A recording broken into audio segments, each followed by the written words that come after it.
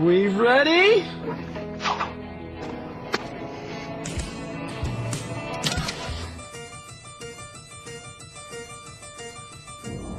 What the frick did I watch? Who thought this was a good idea? Did a group of people sit around a table and think, hey, this might break the box office. It might be bigger than Nightmare on Elm Street, or even Saw. Well, it did it. It's not. Failed. Now, this movie did come out before the Saw movie, so that probably wasn't fair. So I apologize. But who would even agree to act in this movie, or lack of acting there is? Like, come on, what is this? But it feels like we've been walking for at least an hour now. Can we please just stop? Now, this movie's a typical slasher movie, and it goes something like this. Two friends want to take a camping trip at the vacation and goes to a travel agent to find out prices, only to find out you don't need to spend money on the travel agent to go camping. So they rally up all their friends and head off to Decamp Acres, only to have their car break down, and now we're stranded in the wilderness where they all get slaughtered.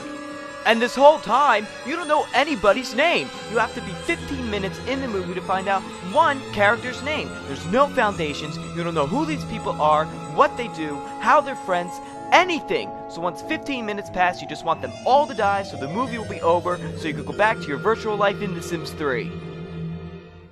Gee, find a phone? What a great plan.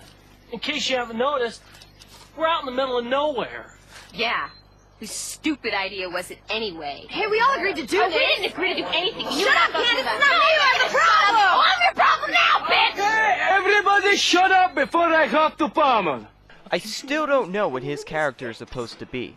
Half the time he's a Jim Carrey impersonator. A pretty horrible one, if I may add. It's amazing what 5 cups of coffee can do. So obviously, one of the men decides to go off into the woods to look for the cabin that's nearby. I don't know his name, and I would call him the black guy, but apparently that's racist, even though that's what he is. So I'll just call him the man. So everybody else stays behind to make camp, since they're on a camping trip. Okay, some foundation. And starts to fight each other, because that's what friends do. Give me those! Later at night, they all sit around a campfire and sing Kumbaya. I don't know why. And listen to the guitar. Does that sound like Kumbaya? Kumbaya. Kumbaya. It's one chord over and over again. And what is he doing? God, you suck!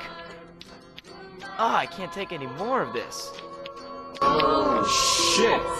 Damn right, you guys are horrible. I'm your problem now, bitch! So, after that, Jim Carrey starts explaining to the group about the stories of the murders that took place at the campsite that they're at, since now's the best time to tell your friends that coming here has put their life in danger. And it's such a horrific story that we can't hear about it. Instead, we get an interpreted dance.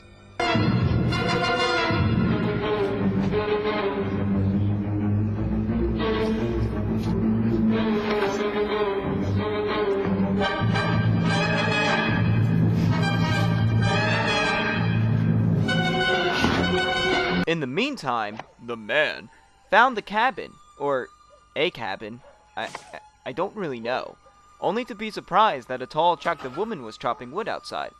So since he's the man, he convinces the woman to let him inside to use her phone.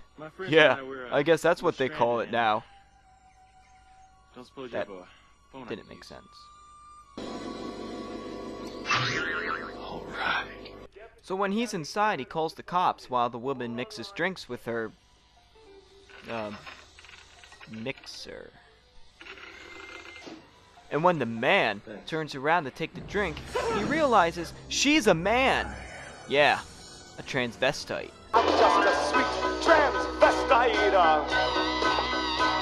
So, the man gets tied up by the other man and tries to rape him but fails because the man knows Sambo and headbutts the tranny unconscious. Back at camp, the geek goes to take a leak and obviously plays tic-tac-toe with it. Then out of nowhere he hears a horse galloping and something happens. Not quite sure what they're showing, no matter how many times I watch it. Nothing happens. Just sound effects. Oh, And that's another thing to pick on this movie about. What the frick is up with the sound effects? Did kindergartners make this movie?